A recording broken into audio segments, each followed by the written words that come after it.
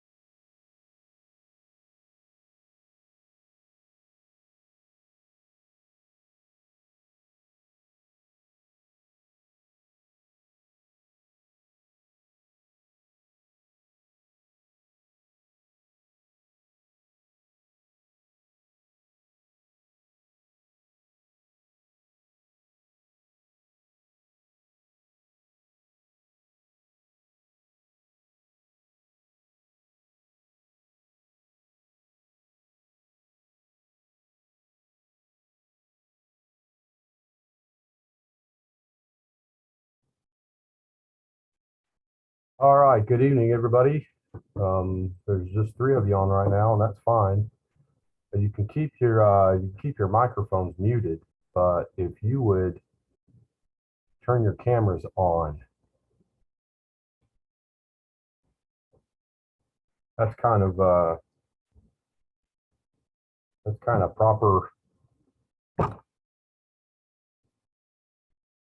education etiquette. I don't know what you're supposed to say. Welcome, welcome, welcome. So this evening, we can be as quick or as long as you'd like to be. If you have questions as we go, really, the main goal for tonight, I'm going to do a little bit of show and tell about different kinds of knives, and then we're going to talk a little bit about how to take care of your knives. Can everybody hear okay? Yes. And Oh, look, got a helper. See, I'm a grandpa now. I think I told y'all last week I'm a brand new grandpa. So everybody's gonna pass and everybody's gonna get an A because I'm a softie. And so Elizabeth, you just upsold everything by having your helper, your sous chef right there with you. That's just so precious. Okay, anyway, we're going to talk about knives, and I'm going to do a show and tell of different kinds of knives. And then maybe the most important thing I'm going to cover tonight is sharpening your knives, keeping the knives sharp, because that's really one of the most important things we have to deal with. And the number one question I get asked, if you continue down this road and for much of your life, the rest of your career, you wear the white chef coat, the number one question you will be asked also is, what's the best knife? So I'm going to ask y'all the same question. What's the best knife?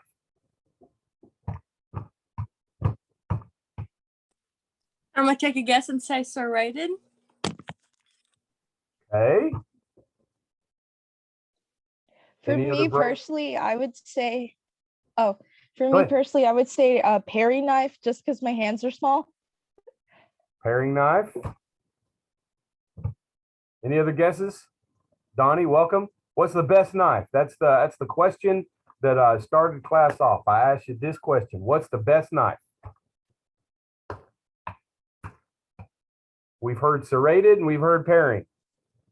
Paring knife or serrated knife? Do you agree? Disagree? Different kind of knife? What's the best knife?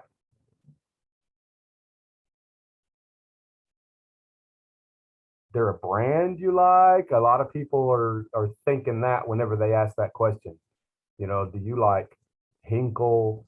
Do you like Trident Wusthof? Do you like Shun? Do you like Tanaka?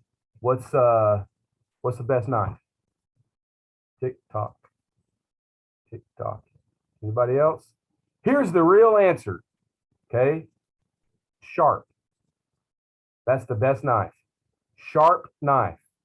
We're going to come back to that. So I start with that kind of thought. The very best knife, the only knife that we want to have in our hands is a sharp knife. I'm probably one of the few culinary professionals on the whole face of the planet that will argue you can do this with cheap Walmart Farberware. Y'all know the Farberware brand of knives. You can buy a chef knife for about $7. It's not so much about the money. We're going to talk about that here in just a minute as we take this little dance through my knife show and tell. But just remember that. We'll come back to it. The best knife is a sharp knife. Got it? Yes? Bueno. If you have already purchased the the culinary knife kit, or if you have the pastry kit, you have some of these knives as well. Either kit that you have, you're going to be just fine for this class. If you go on to take Food 2, all the knives that you need for Food 1 and Food 2 are in both kits, the culinary kit and the pastry kit. So if you're a returning student, maybe you're a pastry major and you've taken some pastry classes, 1 or 2, you know, and you purchased the pastry kit, don't go run out and spend another $250 on a knife kit. You're covered with just the pastry kit. You're gonna be just fine. But a few knives I'm going to show you that come from the culinary kit you may not have in the pastry kit. Okay. Who was it? Kitty, I think you said your favorite knife, your chosen knife is a paring knife. I'm gonna relocate to another camera because I can do that. And here's my little show and tell. So paring knife. This comes in your knife kit, either the pastry kit or your culinary kit. 3-inch paring knife. This is one of the workhorses in the kitchen. To pare in French means to peel. And so your paring knife is a peeling knife. If you want to peel an apple, this is the most appropriate knife. There are at least 2 other things we're going to do in this class with a paring knife.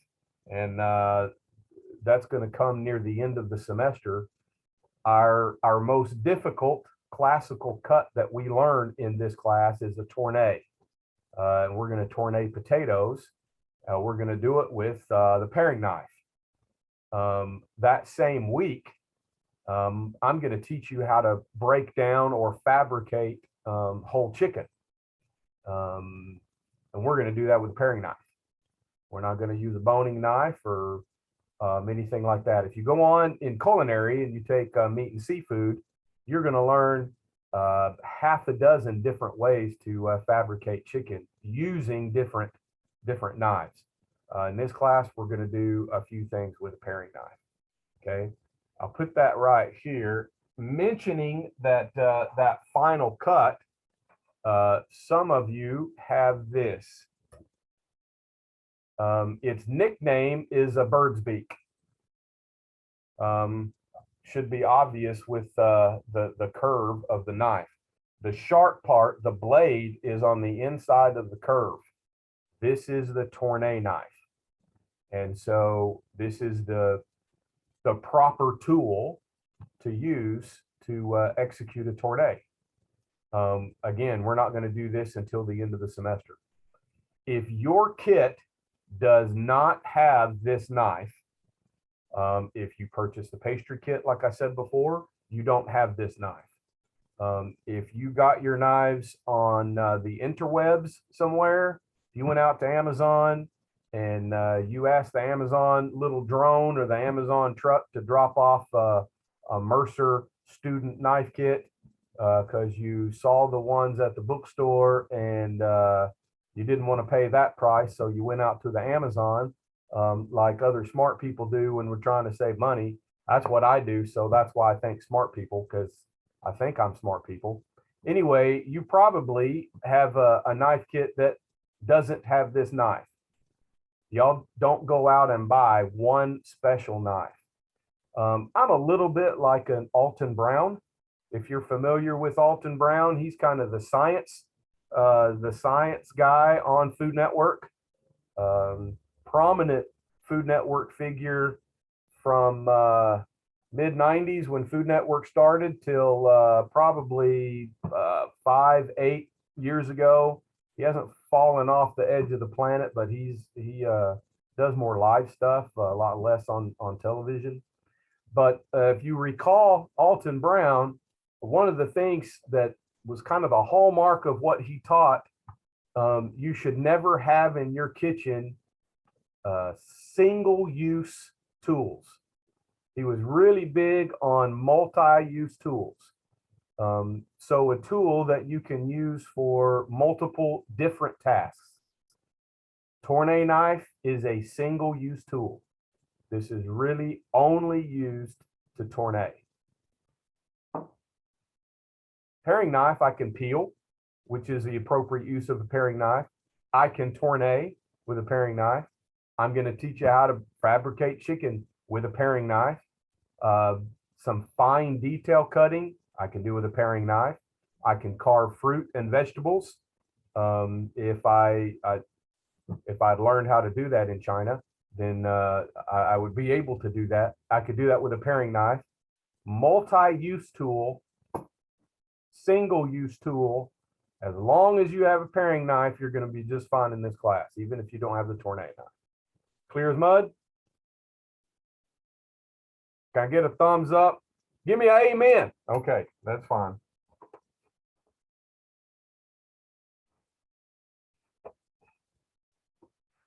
All right, I want to show you these two knives and put them kind of side by side. I know there's a glare.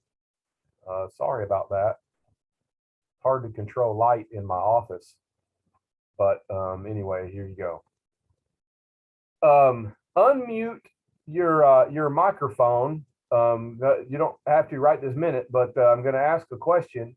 And what do you notice different about these two knives?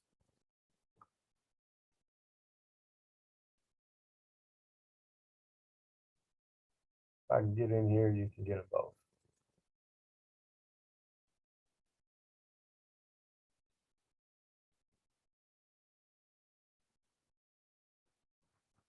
I'm going to turn my sound up too, just in case I don't miss anybody. Come on, stupid thing. There we go.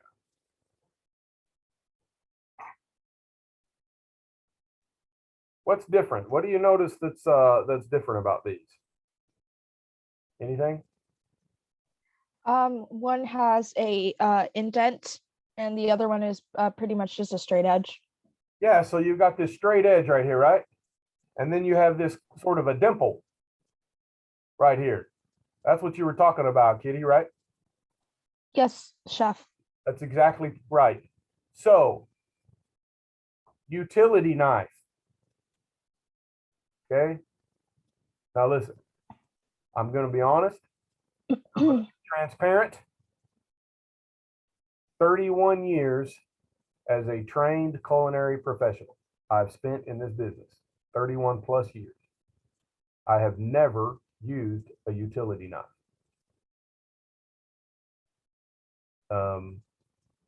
I don't care for it. Don't know what it's about.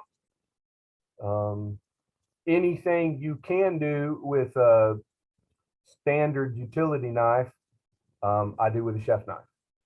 And you'll learn in culinary school to do it with a chef's knife. So just between you, me, and the fence post, this is a waste of space. Your knife kits, I don't think the ones that are out this semester have a utility knife. So I may have finally accomplished something now with the Mercer people, and you don't need a utility knife, but it's there. It's really a smaller version. The proper use of this tool is a smaller version of a chef's knife. The problem with it is the narrow profile of the blade. I'll point that out again in a minute when I pull out the chef's knife. There are things that I can do with a chef's knife that I can't do with a utility knife. And so I never reach for it. I don't use it at home. I don't use it professionally. So I've been on a soapbox. It's been a cause for the last 2 or 3 years to try to get Mercer to take these away from our student knife kits. So hopefully you don't have this, but you need to be aware of it.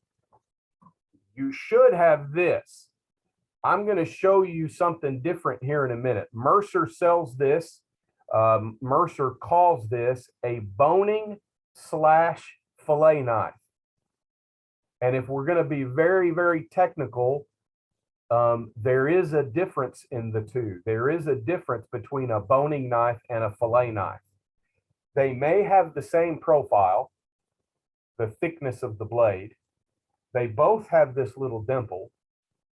I'll show you the difference in a minute.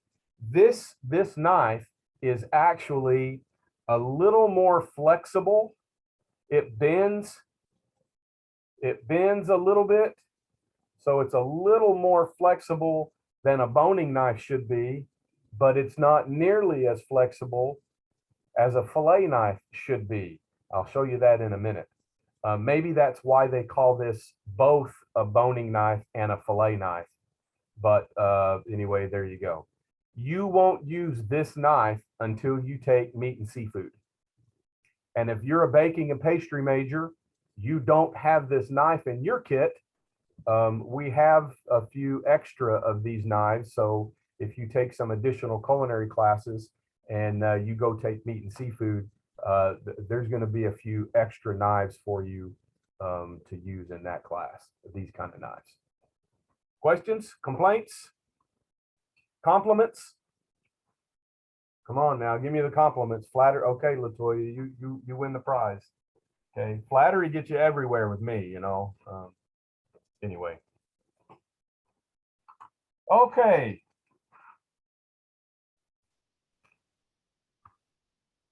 What do you call this dude right here? Serrated knife. It's a serrated knife. What's unique about this serrated knife? It's slightly curved at the top, the bottom. Yeah, it's curved down. One semester, I just kind of blurted out, I'll give you 500 bonus points if you can tell me the proper term for this little thing. And somebody said it right off, and I gave 500 bonus points. And when that person reached food 3, they should not have gotten 500 extra bonus points in food 1. Anyway, I'm not going to give you bonus points, but I will ask. There is a specific name for this, and it refers to this curve down of the blade.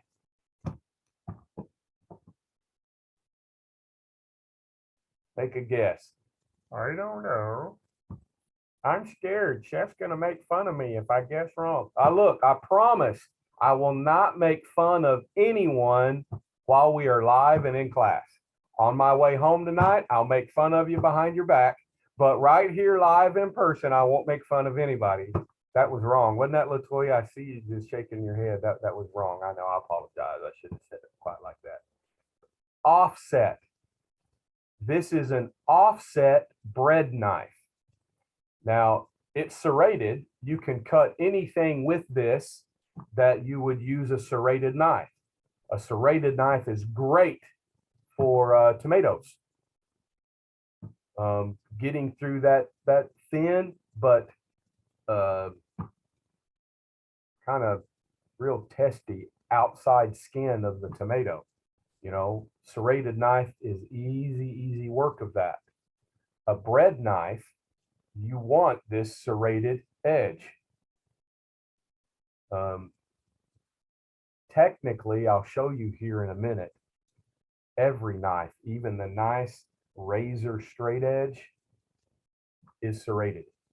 You put it under a microscope, it's these points, the serrations. That's what does the cutting. And so offset, this is important because when I'm cutting bread, especially, if I have a standard straight edge, when I'm cutting the bread, I get to the bottom of the bread and my knuckles hit the table, my knuckles hit the cutting board before the blade hits the cutting board. So what I have to do is contort my arm and my wrist and my hand. I have to angle the blade. I have to crush the bread, maybe the final little 5 or 10% of the bread, I have to crush it to get that last cut. With this offset character of the blade hits the board before my knuckles do. Very important. A straight serrated bread knife is not an inappropriate knife, but for our general use, you will learn in baking and pastry all kinds of other knives. I'll show you a one or two that we use in baking, and they are straight serrated edge for cutting bread, fresh bread, for cutting your baguettes, for cutting ciabatta, for cutting Italian loaves and French bread. A nice serrated edge, that's our friend. Okay, dokie. Okay.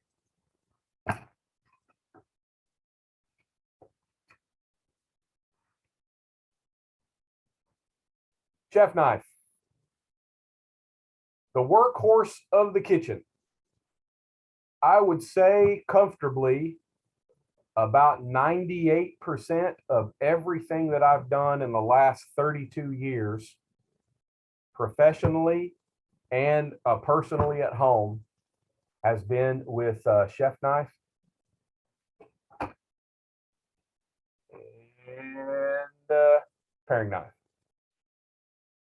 That's why I insist anyway that you have these two knives. If you haven't purchased your knife kit yet and money's a little bit tight, get these two knives. And whether you specifically get this Mercer brand, Mercer is schools all over the country use Mercer products. The quality of the steel is good. We'll mention that in a minute. But whatever brands you get, go to Farberware. Holy crap. I found this in my Walmart in Morrilton, little bitty Morrilton, Arkansas. Okay. This is about $12. Chef knife, paring knife, kitchen shears. Okay. Not terrible. Not good either. But I'll tell you why that. In addition to that chef knife and the paring knife, even at Walmart, I know this together is less than $25 because I spent about 23 and some change. And I picked up this right here. Your student knife kit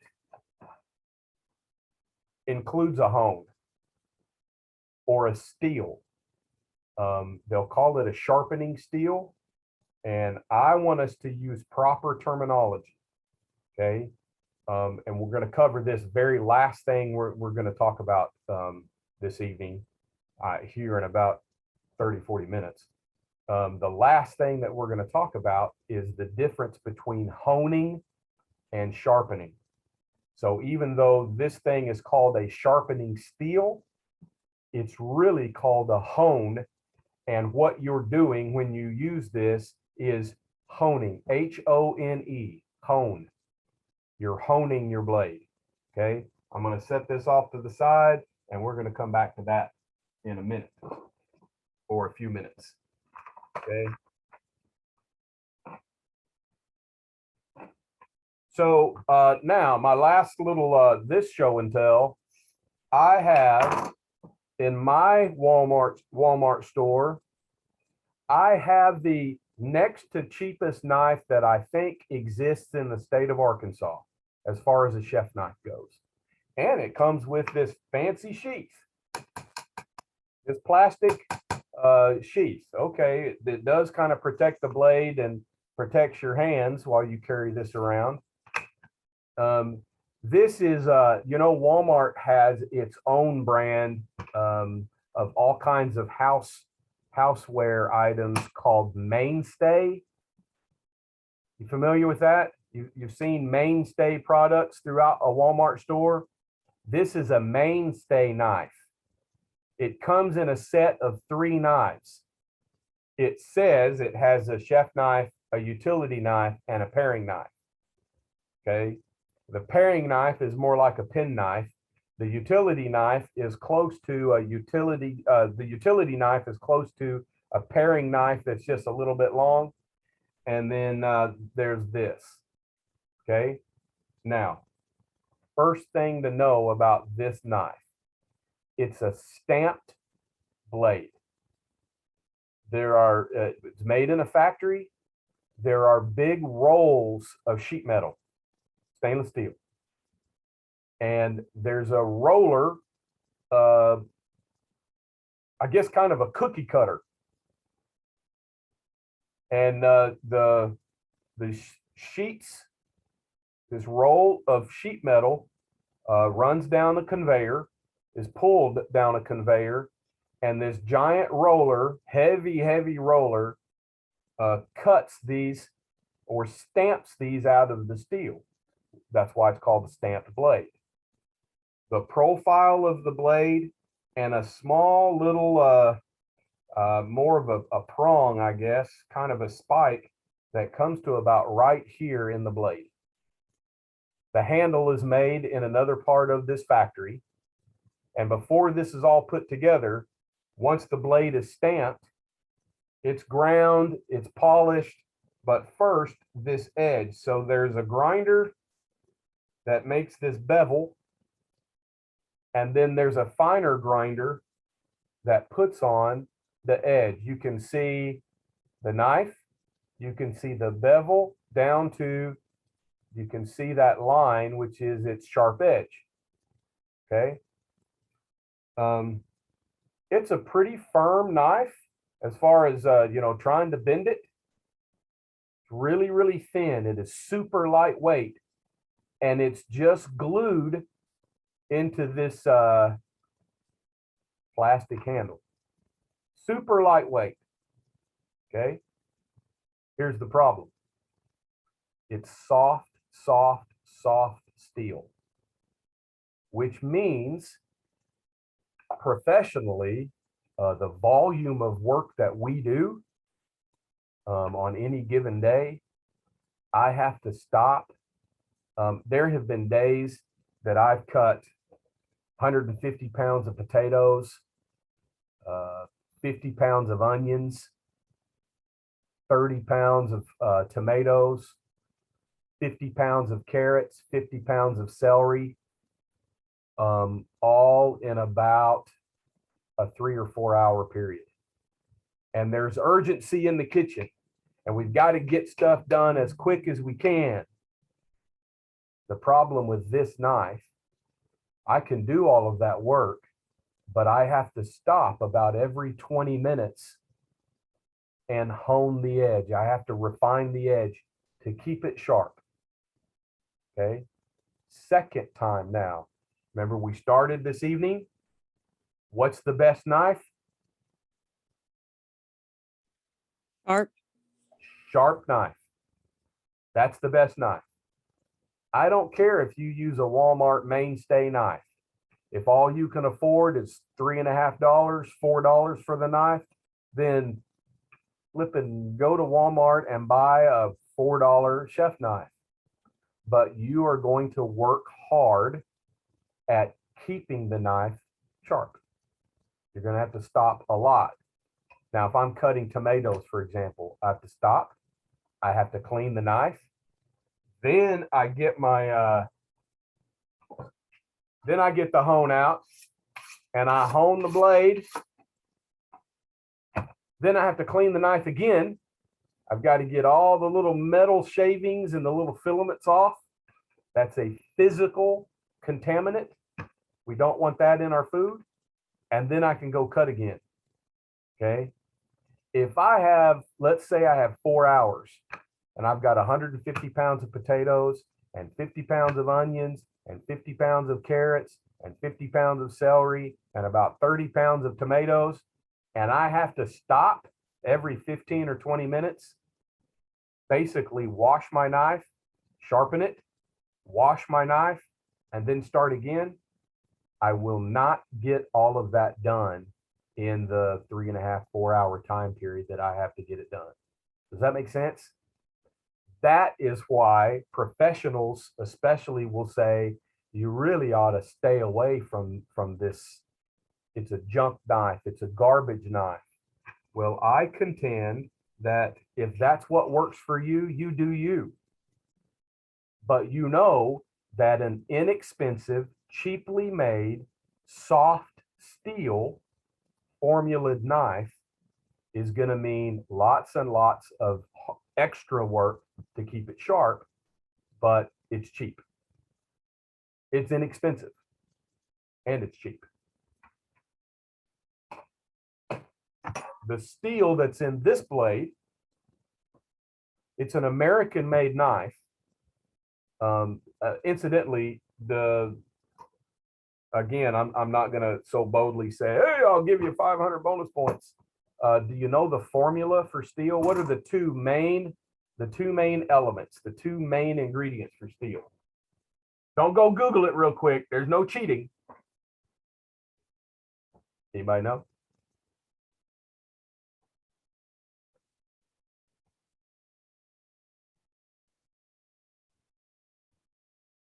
Donnie, I can tell you're talking, but your microphone's not working, or I think one of them's carbon. carbon? Is that? Yep. Yes.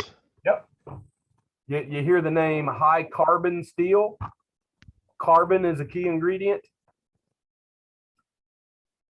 Iron. The main ingredient is iron. Okay.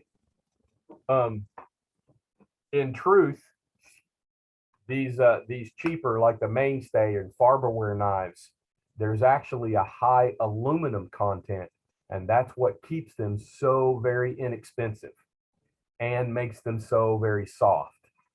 Okay. The higher the iron and carbon content, the harder the steel. This is moderately hard. Okay. It's not going to bend on you. The harder the steel, the harder it is to sharpen. But once it's sharp, it keeps that edge for a long, long time. So comparing these two knives, if I have, I'm not going to repeat it again, but if I have all of that stuff that I have to cut in a 3 or 4 hour period, I can get by honing the knife right before I start, and maybe one more time in the middle of all of that amount of cutting. I'll need to hone the knife again. Here, I got to do it every 15, maybe 20 minutes.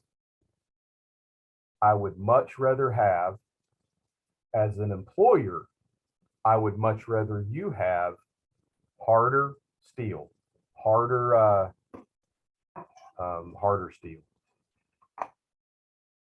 Let me see the chat. Oh, Latoya asked a very good question. Is carbon, stainless, or ceramic better? First of all, Latoya, carbon and stainless are the same thing. High carbon steel, stainless steel. High carbon steel has like 0.07% more carbon. They're both really the same thing. Ceramic, that's a great question. Who knows what a ceramic knife is? You hear ceramic knife, ceramic blade, what do you think it's made of?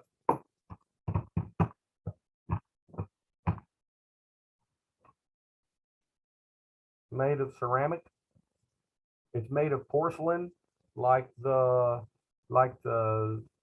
Precious Moments little figurines that I have in the curio cabinet in my living room.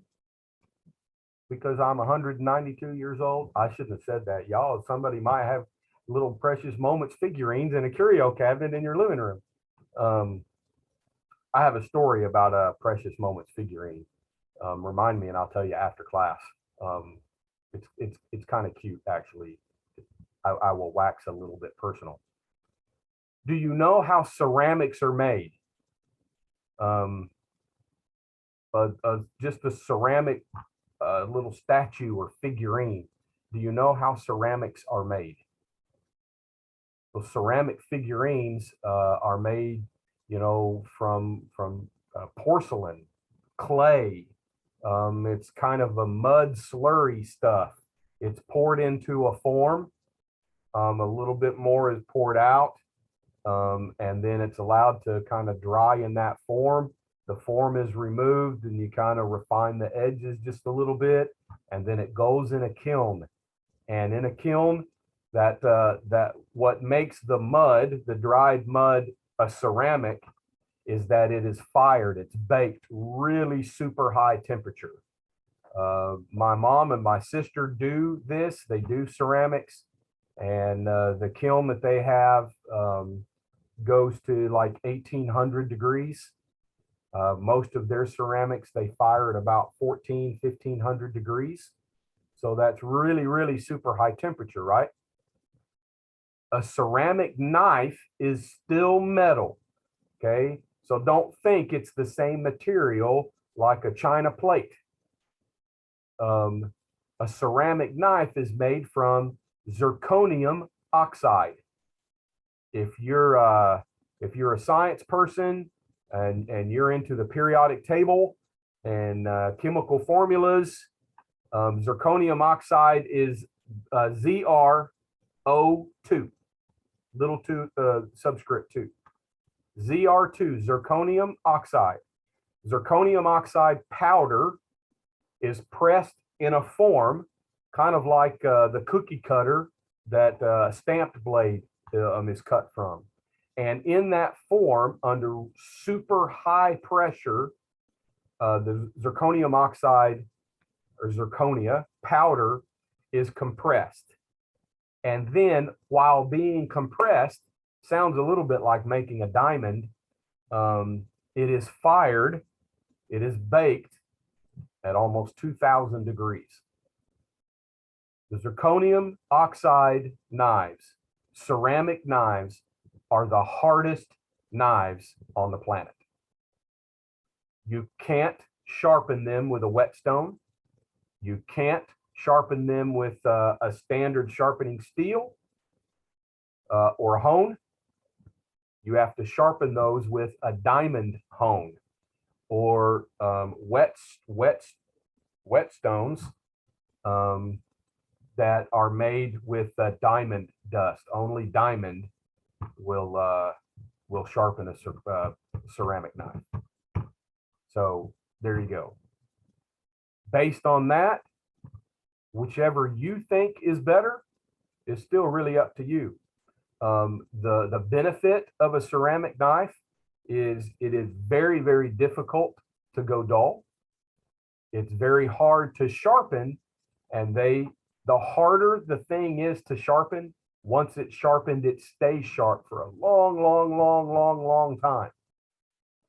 The main con of a ceramic knife is because they're powder and not welded, folded, pressed, welded, folded, forged knife. They're very brittle. As hard as that metal is, you can drop it on the floor and crack it in half. You can drop it on the floor and it'll shatter. There are weak spots just because it's powder that's pressed together. And so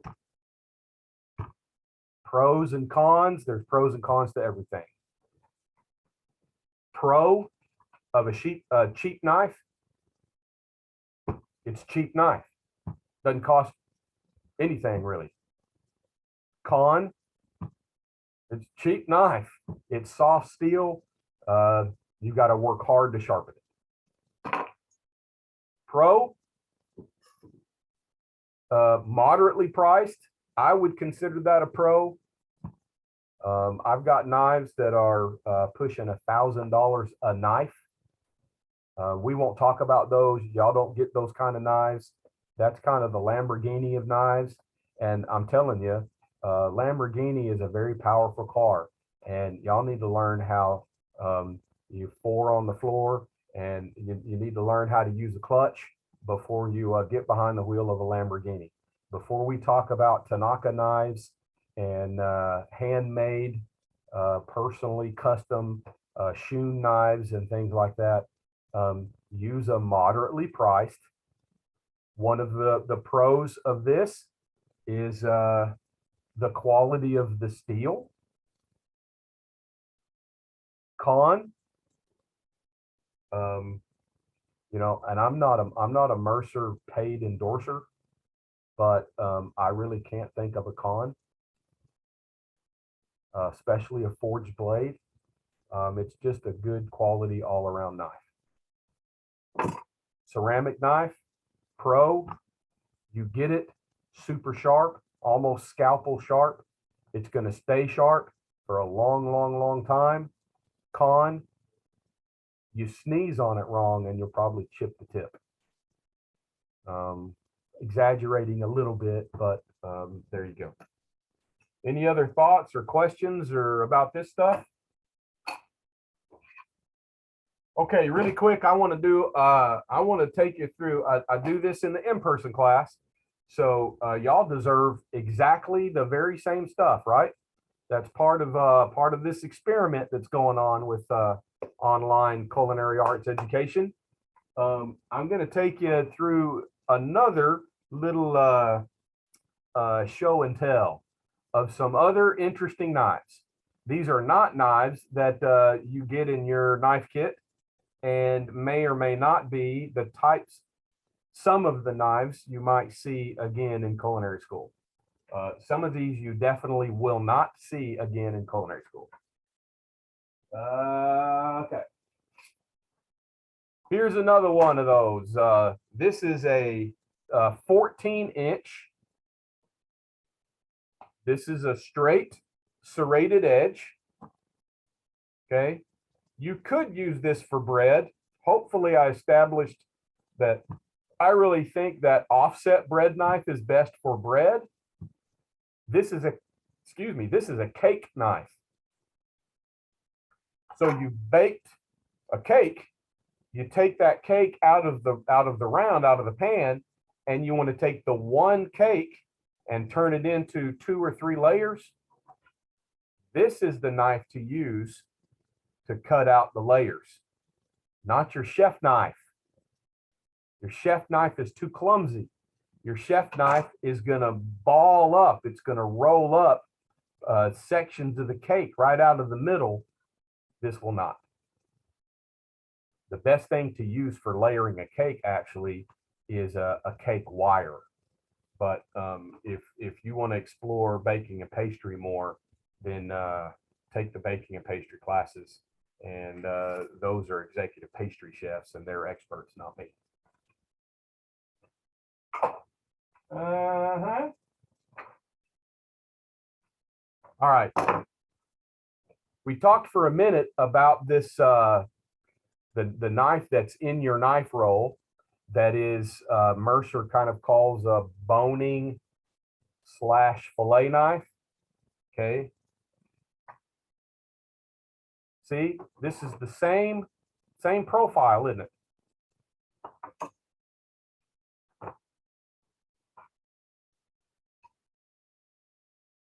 Same size, same, almost identical. Okay, can you tell? This just has Mercer on it. This is a little bit flexible. This won't budge.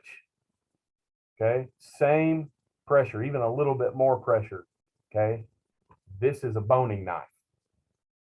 This is for moving around. You want to take the ham bone out of that big pork butt that you're going to cure and smoke. This is the knife to do that. You want to debone a whole turkey. You want to debone a chicken. This is the knife to do that. Okay. Compare that now to this is a fillet knife. This is one of many different kinds, a few different shapes. But what makes a fillet knife, we're talking about fish fillet. That's what we're doing with a fillet knife. It's for seafood. When you take meat and seafood, you're going to learn how to fillet round fish and flat fish and other things with seafood. This, I can just about fold it in half if I pushed really hard. Okay. It's very, very flexible. It is super sharp. So I want to be careful I don't do that. It is super, super sharp.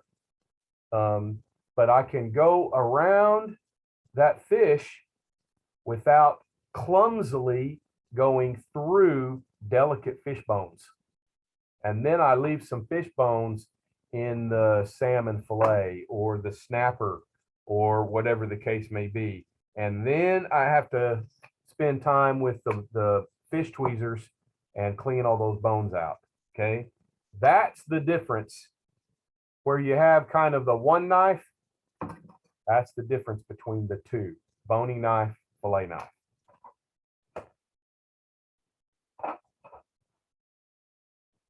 While we're on the seafood genre, okay.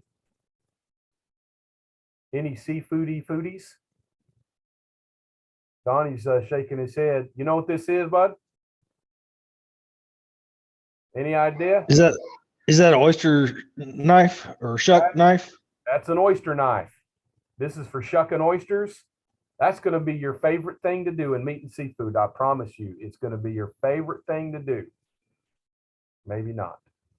You can't always hear sarcasm in your voice. You'll break down clams. You'll open clams. You'll shuck oysters. This little knife. It's sharp. It'll cut you, but it's not as sharp as our chef knife and our paring knife. Good oyster knives come to a pretty hard point. When you take meat and seafood, you'll be using very generic industrial oyster knives, and they're a little more blunted. They come to a point, but they're just a little more blunted than this. This is a professional, and I like it. And I use the knife part, the sharp end that you won't have It makes it makes getting the oyster. Look, Donnie's got his assistant too. Everybody's got their assistants. I've seen a cat, and I've seen 3 kids at least. Latoya, did you have a kid? I think. No, you don't have a kid. No kids. Who else did I see? Saw Elizabeth's kid.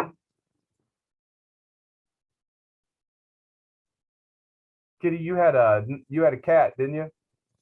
Okay, trying to remember. If y'all see an elderly lady come through here every now and then, just ignore her. Just it may ignore be that. It may be that. And then, you know, I'm really halfway blind, and so I can't always tell the difference between the young people and the old people. So I apologize about that. Look, here's truth. Okay, I'm sorry. There's a little rabbit hole, but it really is truth. I'm not trying to be funny, but this is kind of funny to me. Have you ever made this observation? We come into this life, we come into this world bald, no teeth, and in diapers. Right? We leave this world bald, no teeth, and in diapers. I'm already bald. I still have my teeth. It would be inappropriate for us to talk about depends or anything like that. I'm kidding. But there's truth and sarcasm in there. Okay, I return you now to our regularly scheduled program. While we're talking about meat and seafood, this is one of my favorite knives. Okay. True Edge, yeah, Ontario Knife Company. Any idea? Any guess? Type in the chat what you think this might be. Everybody make a guess. Just type in the chat what you guess this might be. Old hickory, the hickory handle, Ontario Knife Company. This is a 10-inch, I think. Yeah. 10-inch blade.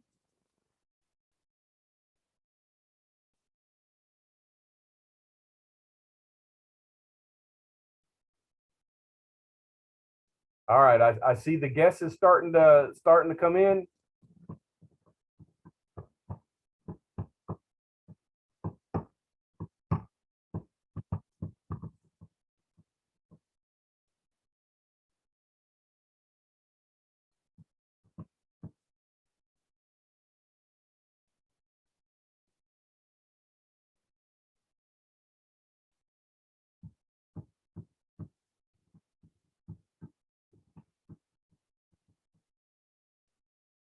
All right, it's almost there. Caitlin, you gonna venture a guess?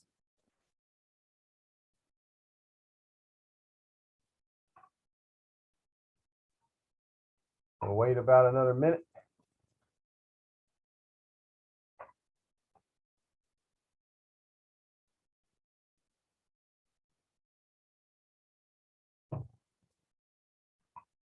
All right, that's fine.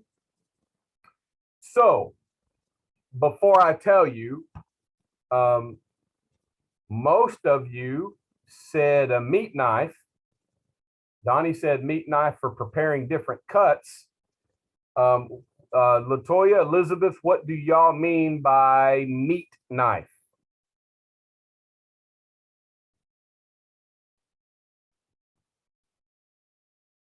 I don't know. I'm scared Chef is going to make fun of me on his drive home behind my back away from everybody else.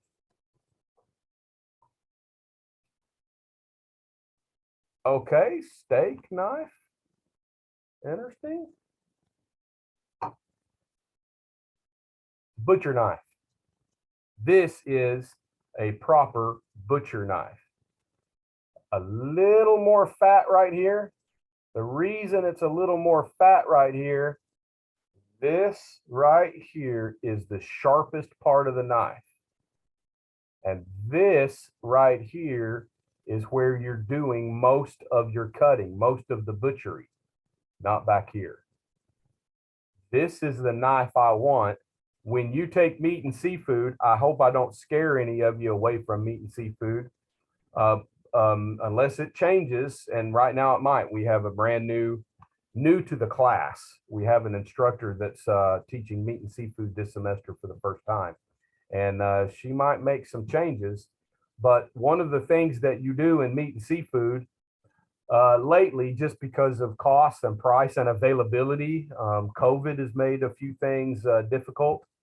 You fabricate a whole pig. And so each meat and seafood class gets a whole pig, skin on, head on, a big whole pig. It's been opened up and all the guts have been taken out. It's been gutted. Okay. And you learn how we're going from whole animal to primal cut to subprimal cut. Then you get your chef knife out and you turn the subprimal into individual retail cuts. Okay. You're going to get the whole pork loin. And then with your chef knife, you're going to break down the whole pork loin into its 4 main pieces. And then you're going to break those pieces down into individual pork chops and other cuts. Okay. Getting from the whole animal that comes in down to the big long pork loin is usually done with this knife, butcher knife. Are you excited about meat and seafood? You're going to break down a whole pig. You're going to shuck oysters. You're going to debeard clams. Anyway, good time.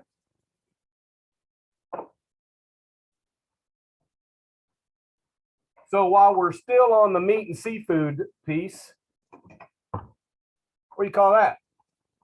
Anyone? That's just a regular old butcher's knife, isn't that, Chef? So, Or meat cleaver? It's a cleaver. Yeah, cleaver is right. So that's something we want to start doing in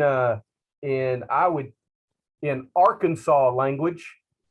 You know, a bunch of us hunt, a bunch of us may have relationships with meat processors, taxidermists, and we'll call this a meat cleaver, or we'll call this a butcher knife. This is a butcher knife. What we just looked at before is a butcher knife. This is a cleaver. It is still primarily used in this country for cutting meat. This is more of a meat chopper.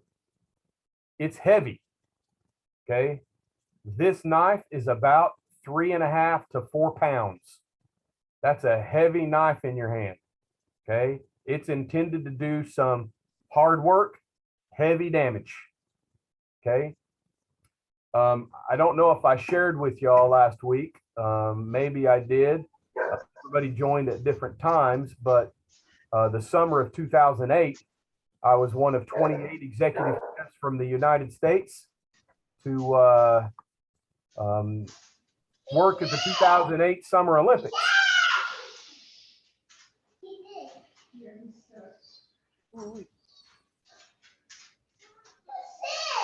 Tony, I'm going to mute you. There we go. Yeah. So I was at the 2008 Summer Olympics. This was the primary knife used by the 5,000 Chinese culinary students that did in the foxhole work in China. We weren't allowed to import German sausage. So we got whole cuts of pork, and my kitchen was the cold kitchen. I was the executive garde manger, cold kitchen chef of the International Broadcast Center. And I had 250 culinary students on my team. I would have about 20 to 25 on a shift when we had to make sausage with 2 cleavers, an 8-hour shift. They're just pounding away, taking whole pieces of pork and mincing it down to ground pork for us to stuff in casings and make sausage. That's the kind of work. They cut vegetables with this But we primarily use this for meat, large meat. Okay, cleaver. Maybe, let's see.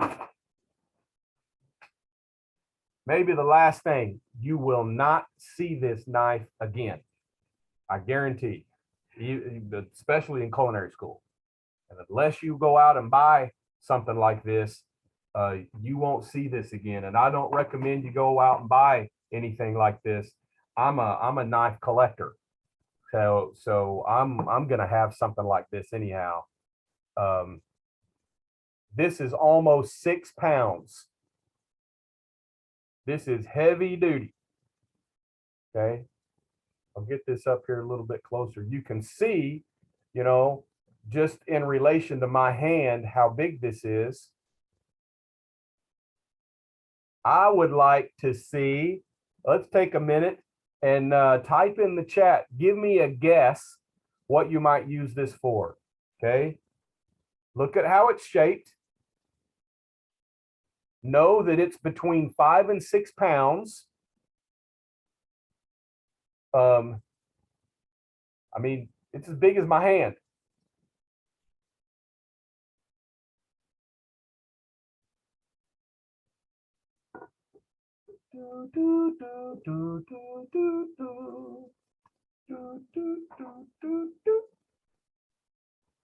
Tiny act.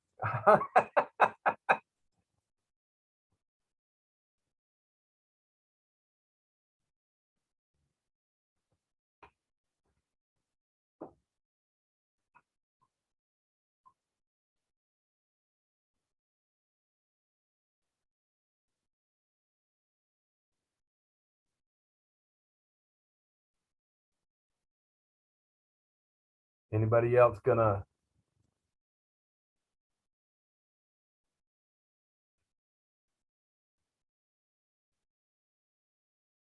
Donnie, as a forging knife, are you referring to you know, being outside, forging for things? Yeah, more or less like all purpose. It can take care of, you know, if you need roughage or skinning animals, Okay. breaking them down, that sort of thing. He-Man lost his weapon. I know what that reference means. How many others of you even know who He-Man is? Now there might be bonus points for that. Oh, everybody's raising their hand. You know who He-Man is. Yeah. No, He-Man didn't lose his axe, but that was funny. Chopping heads off of animals. Actually, this could be used, this would rightfully be used that way.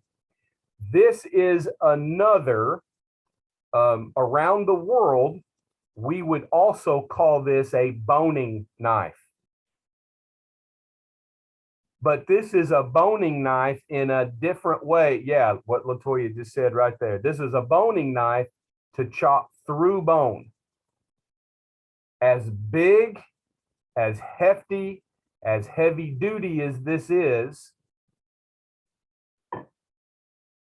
I can chop through the femur, the biggest bone in your body, you know, your thigh bone, the femur. I can chop through the femur of about a 1-year-old cow. Anything bigger than that on a cow, then I want to use a butcher's band saw, because I may not make it all the way through the bone in one whack.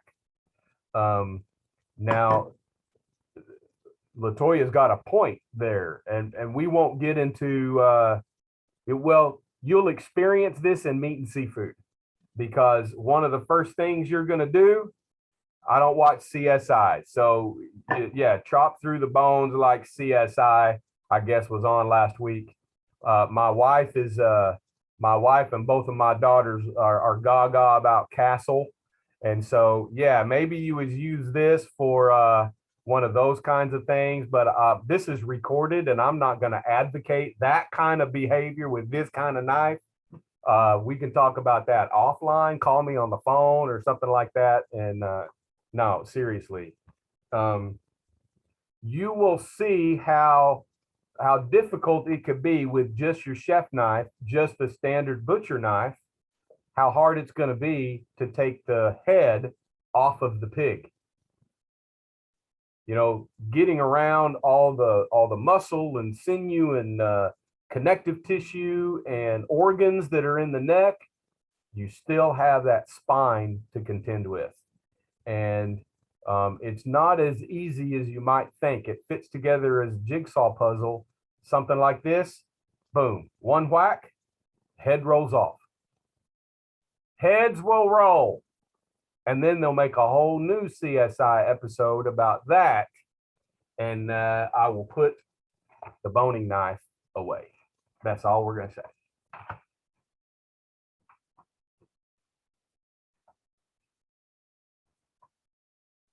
I want to look at two other chef's knives from other parts of the world. The chef knife that you have in your knife kits, the chef knives that you buy at Walmart or Target or Bed Bath & Beyond or wherever, are French chef knives. Primarily, the cooking methods and the techniques that we employ in the United States are French inspired, French motivated. Really, it's French methods and French technique. Okay, but that's not the only methods around the world. You will notice that this knife is shaped exactly the same. It's a pretty wide profile, and it has this curved nature, the curve of a chef knife. We will rely on that curve. That's why I don't use utility knives. Next week, we're going to learn how to cut, and we're going to practice cuts. And you're going to see firsthand why we need this curve. The main difference between this knife and our French chef knife is the handle, the feel of the handle, and how the blade goes into the handle. This is bamboo. It's stained bamboo. This is very, very lightweight. But the steel is heavier right back here because the handle is so light to balance the knife.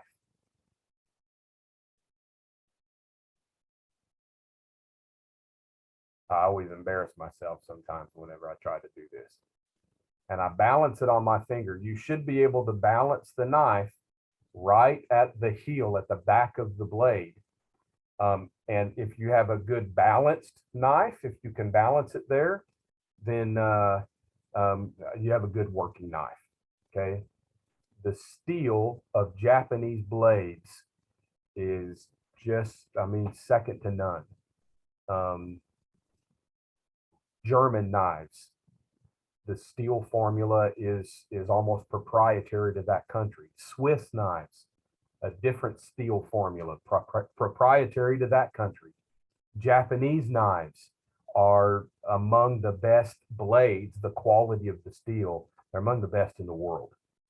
They're pricey, okay? Y'all don't go run out and buy some Japanese knives, okay? Stick with the American Mercer that we have right now. That's good. Now, this is a chef knife, but not everything, like I said, is French. Not everything is done the way that we do things in the US. It doesn't mean that other people's traditions are wrong, right? I mean, most of you, how many of you, you can just say yes in the chat, or you can just raise your hand or give me a thumbs up. How many of you have been outside of the United States? You've eaten food outside the United States. Ooh, why did that happen?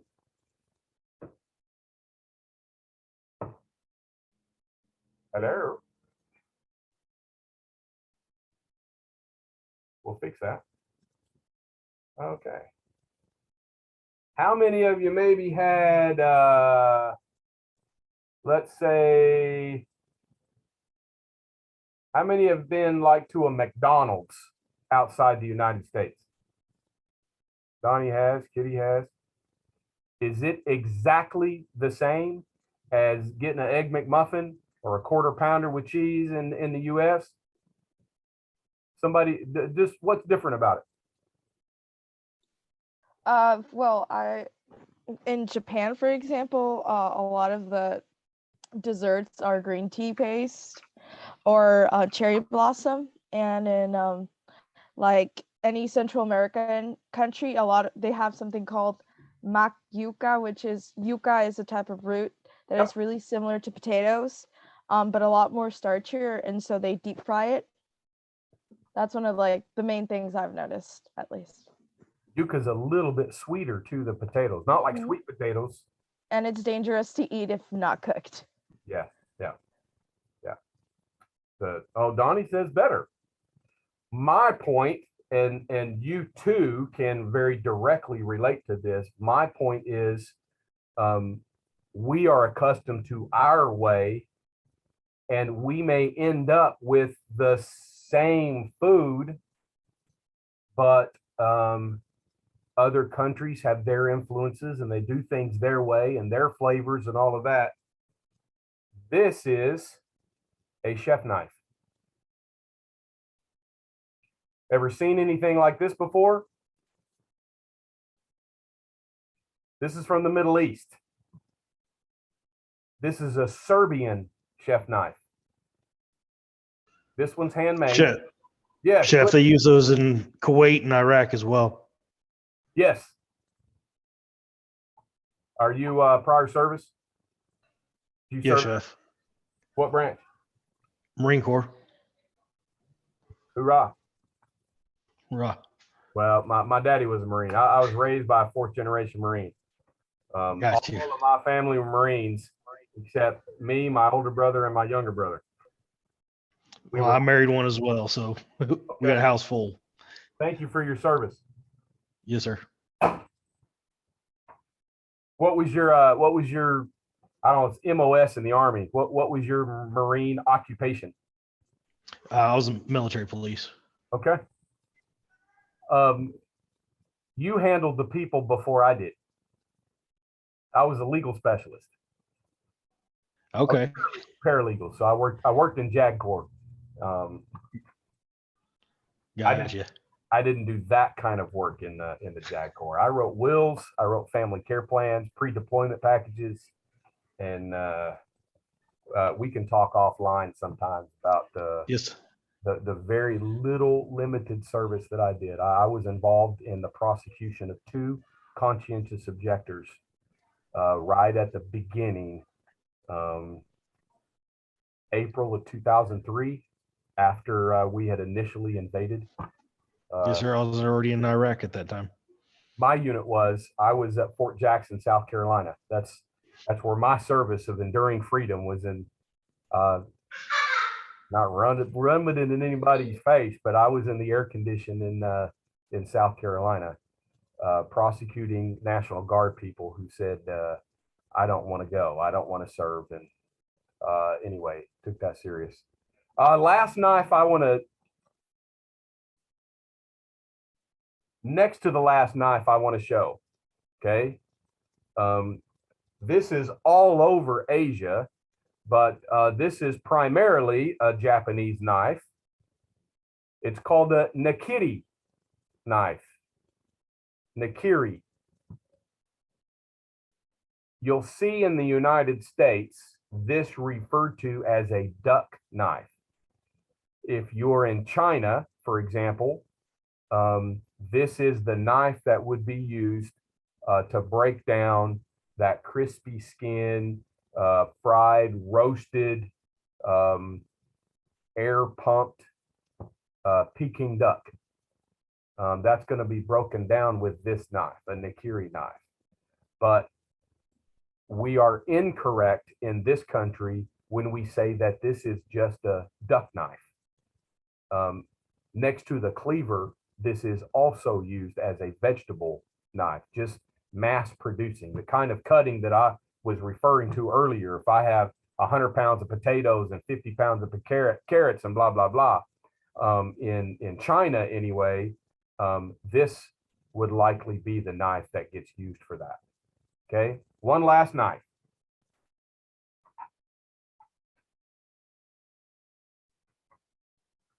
This is a funky knife. It's got holes in it. What do you think this is for? Enter in the chat.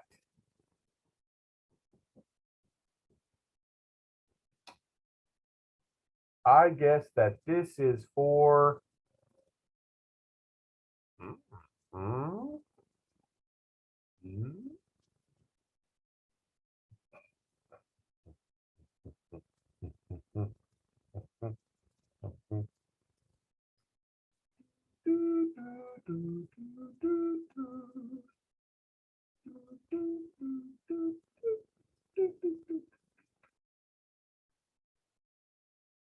Okay, you three are correct. This is a cheese knife. Okay, the purpose of these holes, and there are other cheese knives that are designed maybe a little bit differently, fluted, for example. The purpose of these holes is so that whenever I cut the cheese, okay, let's just stop and take a little laugh right here for just a minute, because I may be a brand new grandpa, but I'm still a boy, and never mind. When I cut the cheese, whatever the cheese is that I'm cutting, the purpose of these holes is to allow that cheese to break away, slip away from the knife. If you've ever tried to cut cheese with your chef knife, for example, so much cheese sticks to the knife. Okay, these holes allow that cheese to come away from the blade and not stick to it. Okay. Yeah, what Caitlin said. That was exactly right. What about these pokey things on the tip of the knife? It has a different tip than all the rest of the knives. It's to pick up cheese. What? At least that's what I've heard. Don't you have fingers for that? This right here, these are the tongs that God gave you. This is God-given tongs. Right? No? Am I wrong? I'm right and I'm wrong. Yes. Y'all are right. To poke the cheese or pick up the cheese. Okay. If I create a cheese board, this is one of the knives I have at, say, a semi-hard cheese. So just cheddar. I want my guests to be able to cut the piece off that they want. But if we start using tongs, regular tongs, cheese is going to start building up and stick to those tongs. Instead, if we use this kind of cheese knife, these are like tines. They're very sharp, but they're like tines of a fork. And so you pick up the cheese that you just cut, you place it on your plate, return the knife, and now you can handle your own cheese with your fingers without touching the bulk cheese that's out on the charcuterie board or on the buffet for other people to enjoy. All right, what do you think? Very good. Okay, Latoya gave me applause. I'm a former professional musician. I love the applause. I have a bachelor's degree in percussion performance. I played with the Arkansas Symphony, y'all. I was a serious musician, so we like this. We like it. Oh, even the emoji, even the little applause emoji. All right. Last thing I want to cover with y'all is, let me get situated.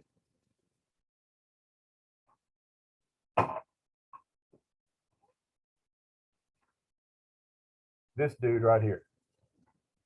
Actually, I'm going to change cameras for a minute. I'm going to come back to this one. Bear with me here just a second. And we're back. All right. Here's what I want you to see. Okay. This is the hone. This is the sharpening steel. This is my chef knife. Okay.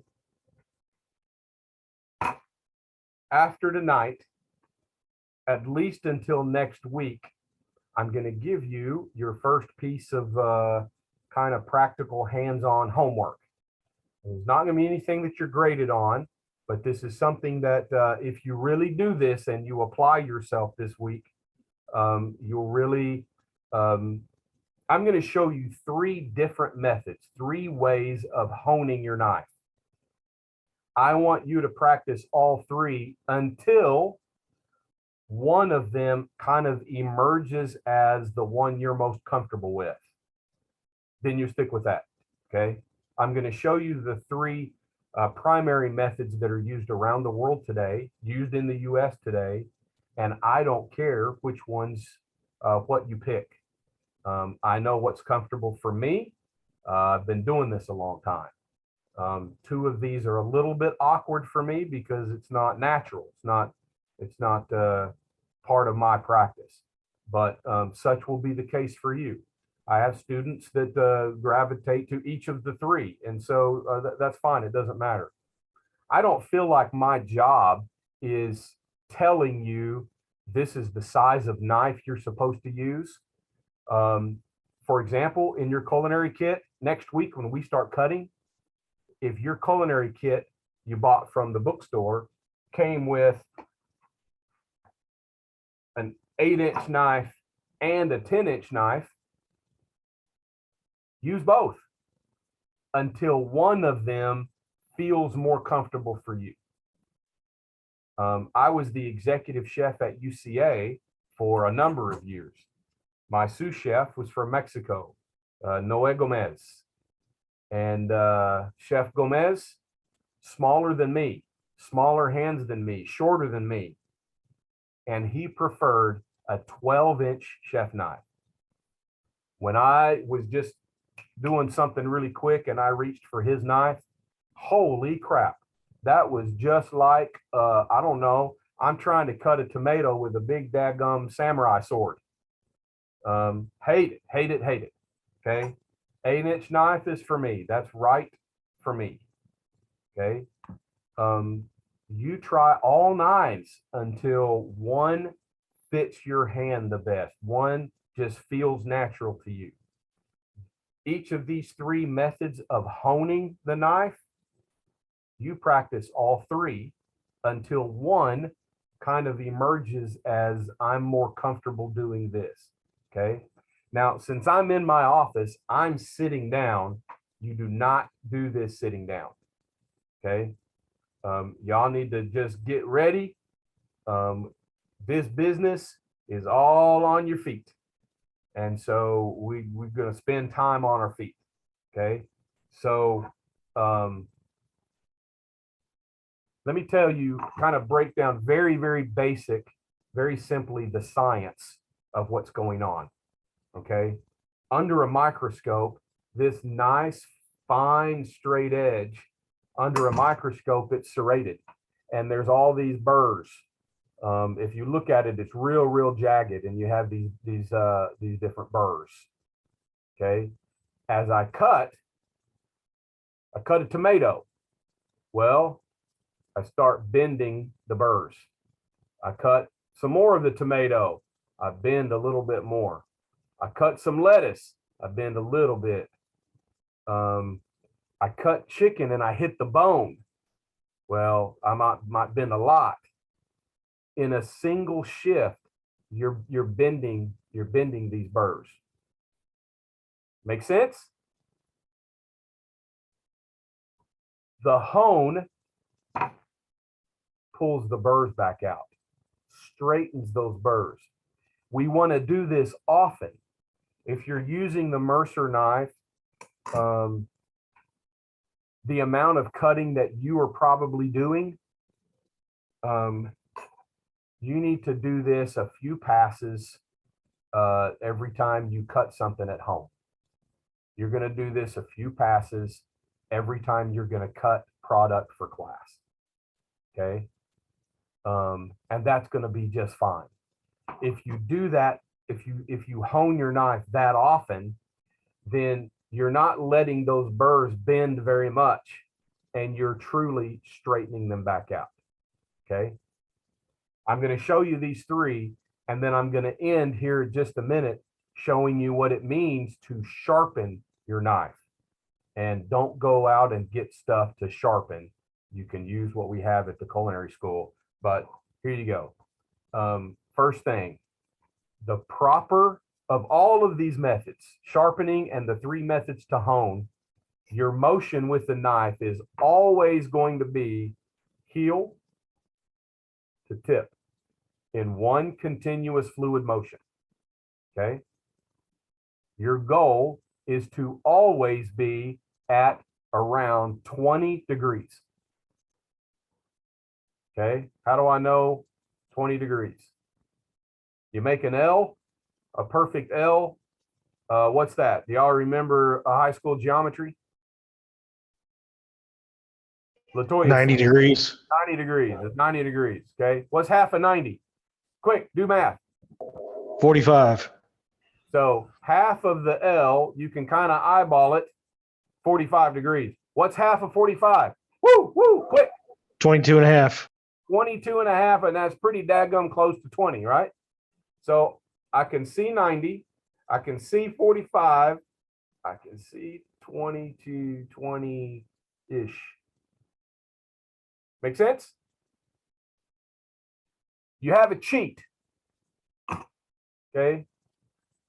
Looking down the end, right to the hilt of your hone, you got a fat side. It's oblong, right? It's not perfectly circle. So you got a fat side and you have a narrow side.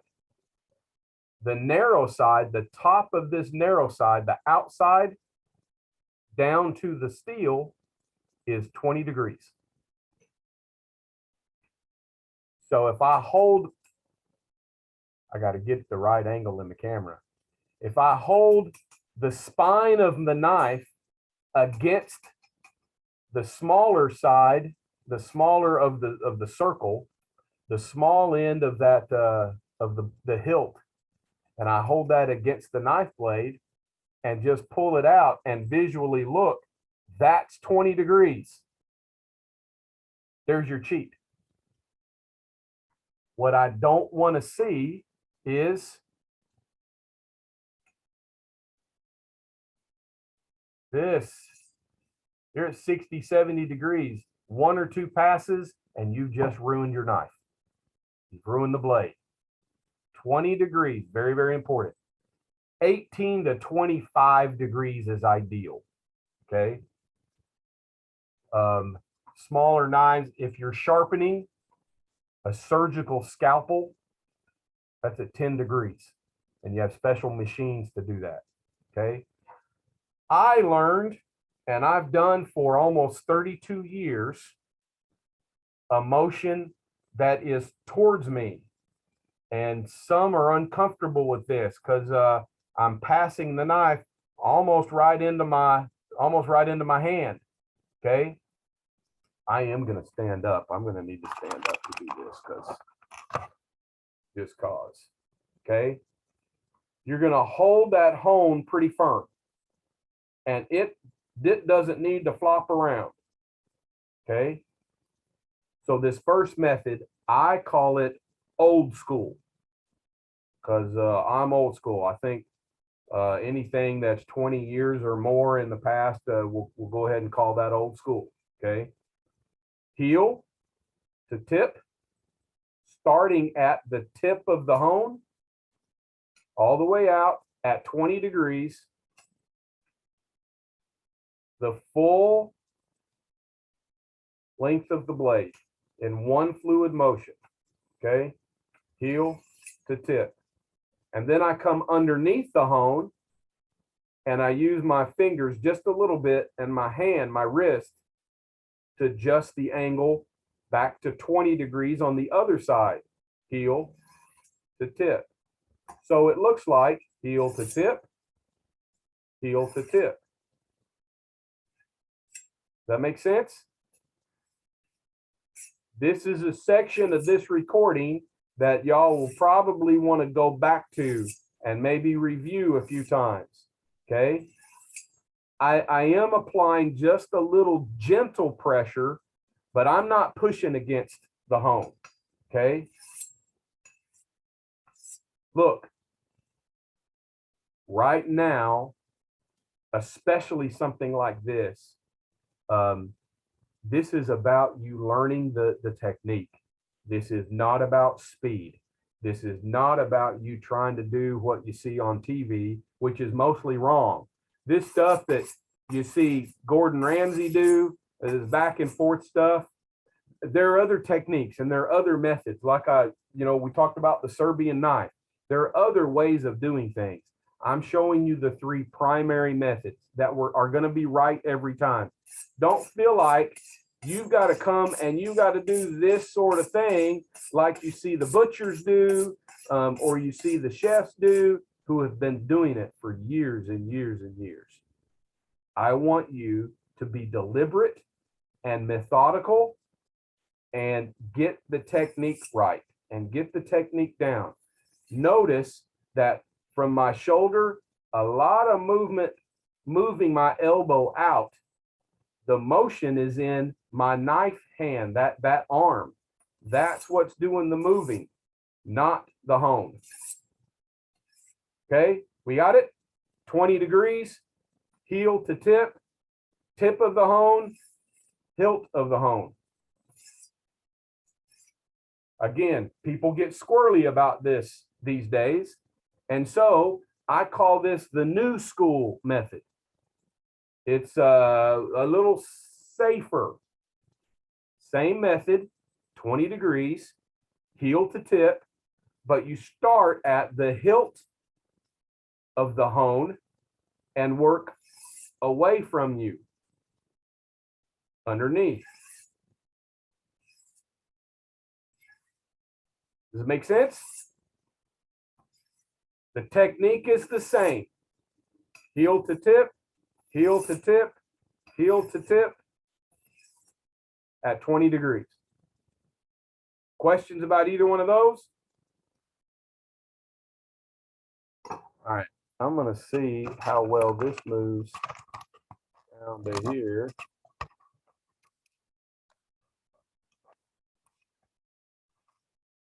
This last method, I'm going to call it European. Now, you should have a cutting board underneath, okay? In case you slip, you're not going to slip onto your desk.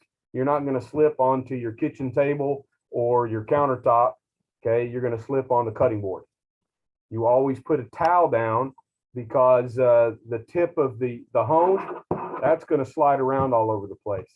If I put a towel down, I'm not going to slide around, okay? I hold the hone straight up and down as if I'm poking the towel. And the motion again is exactly the same. From the top, from the hilt, okay, heel to tip. I call this European because this was introduced to the United States by Gordon Ramsay and Robert Irvine and some of these English chefs,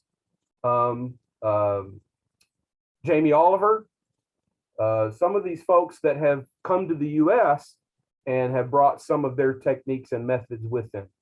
By far, I would say this is the safest method of all of them. I'm not sharpening towards me. I'm not sharpening away from me in a crowded kitchen where I don't know, could stab somebody. You really couldn't, you shouldn't, but anyway, there you go. Got it? Any questions about any of those three? You'll have this recording to refer back to. Now, what happens, I'm going to come back down here for a minute and I'll get way down here. What happens with those burrs? We bent them a little bit when we cut, we honed, and we bent them back. We bent them, we bent them back. What happens to steel? What happens to any metal when you bend it and bend it back and bend it and bend it back? What happens? They become fragile, becomes fragile to the point of boop, breaking. breaks. So those little burrs over time, when you cut and you hone, when you cut and you hone, over time, eventually you're going to start breaking some away. And when you break enough away, you'll start to feel that no matter how much attention you give to the knife, honing the knife, every shift, every time you cut, you hone the knife, it just doesn't get the job done. That's when you need to sharpen. Sharpening is when we take the remaining burrs, the remaining serrations, and we completely remove them. We're grinding off old steel and refurbishing the blade. We're creating a whole new edge. We do that with a whetstone. I think we're going to see it maybe this way. Okay, can you see that? We do this with a whetstone, this terracotta color right in the middle. Okay, what we have here at the culinary school are 3-stage sharpeners, 3-stage whetstones. Okay, I don't know if you can see the writing in here, but this is coarse to medium to fine. You start coarse and you work to fine. Okay. The ones we use here, so these are whet stones, W-H-E-T stone, and the whet stones, W-H-E-T, need to be wet, W-E-T. There needs to be some lubrication to easily remove the steel filaments that I'm taking off of this edge to create a new edge. You don't want to do this really. You can, but it's much more effective and you get a better edge if you use some kind of lubricant. Okay. Most whetstones, you have 2 options: honing oil, and if you want to get into this, honing oil, this amount of honing oil right here, 16 ounces, this is about 20 bucks. Go to Walmart in the first aid section and buy mineral oil, and it's about 3 bucks, and you have twice as much. I don't know what mineral oil costs, but it's way cheap, and you can use that. Do not use canola oil. Do not use olive oil. Do not use motor oil. Do not use butter or bacon fat or cooking spray. And do not, under any circumstances, alternate between oil and water. The stones I use at home are whetstones that have only seen water. Once you've introduced oil, oil is in the pores of the stones, and that oil will never completely come out. And if I add water, then as I take off some of the grit of the stone, as I add some of the steel, and I have water and oil mixed, I'm going to start to create a paste. I make an emulsion. Okay, that's all I have to say about this. The method is exactly the same as the steel. And so a number of passes, keeping the knife at 20 degrees. Okay, I'm sitting down and I'm at an awkward angle because of the cameras. But I'm going to pass from the heel to the tip. Now, unlike the hone, where I'm going to do one side and then another side, and then back one side and the other side, generally when I'm sharpening, I'll pass it maybe 8 times. 1, 2, 3, 8 times. and then I'll turn the knife over to hit the other side. So I'm controlling the angle with this hand, and I use these 3 fingers, but I'm using this hand to apply pressure against the stone, heel to tip, and I'm doing this towards me. Okay. Once a week, beginning this week, once a week, or beginning next week, once a week, you're coming to the culinary school to pick up your product for each lab. So you're going to pick up, if you really want to pick it up. This weekend, I'm going to have an equipment or a supplies list, which is the ingredients. I'm going to post that in course content. I'll send out an email or an announcement to let you know where it is. You have paid a lab fee. I do not encourage you to go to the grocery store and buy your own product. You paid for it. That's what the lab fee pays for. Come to the culinary school. If you already have other classes, the cart for this class is built on Monday. The cart for this class is going to be available for you to pick up product Monday, Tuesday, Wednesday, should be Thursday morning. By class, by Thursday evening, the cart is gone. And so if you come late to do some lab work after we've already had this class, then you will have to provide your own product. Is that clear to everybody? Okay. For next week's lab, you're going to pick up 1 carrot, you're going to pick up 1 yellow onion, and you're going to pick up 1 or 2 ribs, not a whole stalk, just individual ribs of celery. That's it. Not very much stuff. If you don't pick it up by Thursday, you'll have to provide your own if you still want to submit what you're supposed to submit for your lab grade. Okay, that's all I have to say about that. But when you're here to pick up product, if you come just about any time on Tuesday, if you come Monday afternoon, evening, if you come Wednesday morning to Wednesday afternoon, I'm here at the culinary school. And I'm happy to walk you into any one of the labs. And if you want to talk about sharpening your knife one-on-one, have a little one-on-one tutorial with this, then it's best to shoot me a text or an email just to make sure I'm here, and I'll expect you. But I'm happy to do this one-on-one with you. Use the products that we already have. This little system I have on my desk is almost $400. So y'all don't go out and buy sets of whetstones, at least right now. While you're a student, you'll probably,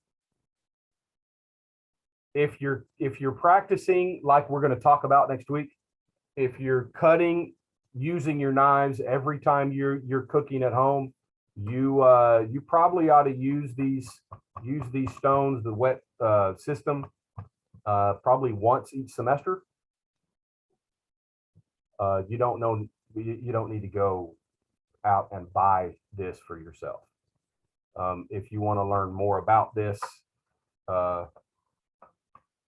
look me up. Clear as mud. Anyone? Oh yeah, y'all need to see my belly.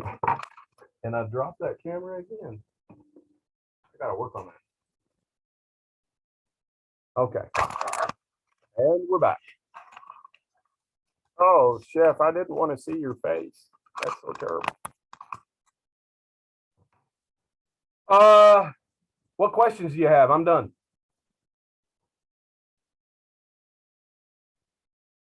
I've talked straight for almost 2 hours. I can keep going. These classes used to be 6 hours. 6 hours, y'all. I can talk straight for 6 hours. Give me a question. No, you want to hear it. We're done. Have a good evening, and I'll see you next week. That's what you want to hear now, right? Chef, real quick, on Amazon, Yes. you said to look on there for the culinary school kit, would you suggest a 13-piece kit? So whatever is nice in your price point, whatever works with your budget. If you are looking at Mercer, Yes. we're talking about the same quality of knives that, because it's Mercer kits. If you're talking about Mercer knives, we're talking the same language. If that sir. kit has a hone, if that kit has a chef knife, and if that kit has a paring knife, everything else is bonus. Yes, sir. If you have if it has a boning knife, if it has a fillet knife, if it has a tournée knife, the bird's beak, then those are the primary knives that you're going to use all through culinary school. If it does not have a tournée knife, I'm suggesting that you don't go out and get that extra knife. You're going to use the tournée knife really one time in this semester. You might use it again. You might use it again in just executing the same cut, but no. If you got the paring knife, you're going to be just fine. And Donnie, don't worry about the kids. Some of us are parents.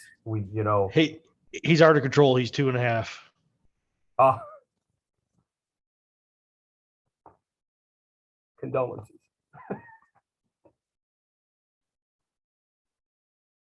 My son's 28 and he's out of control, probably because he's my son. That might be why. Anything else from anybody?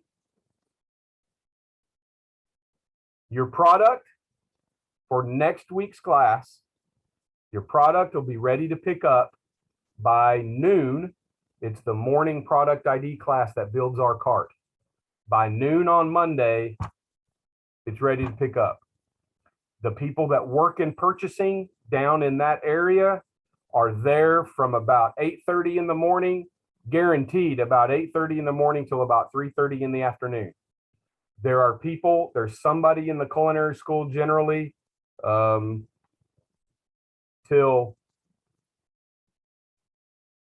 hey buddy.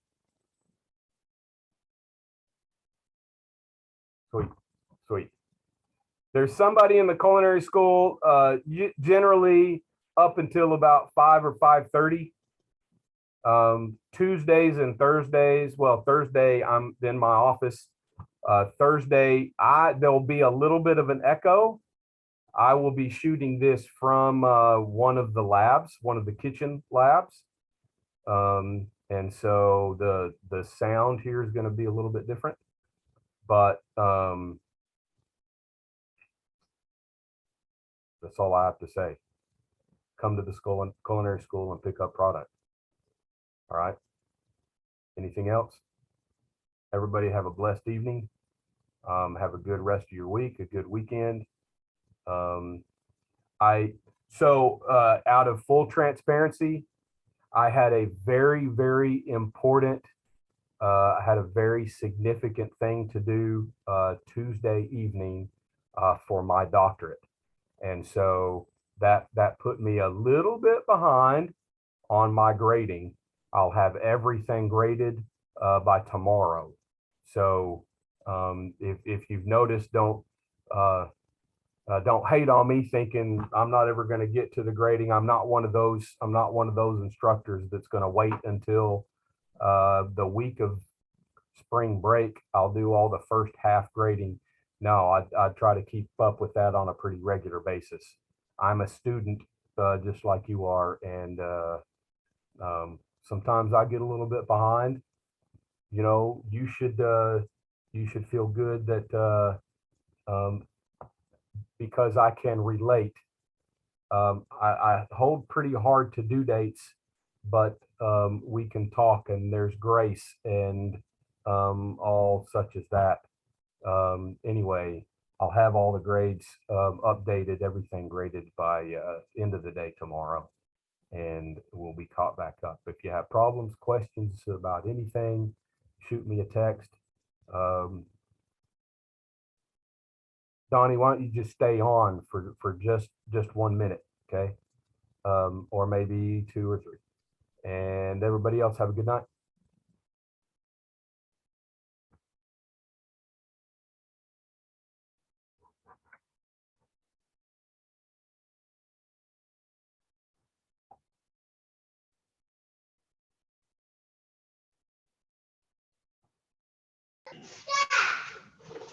I'm gonna end the recording. So,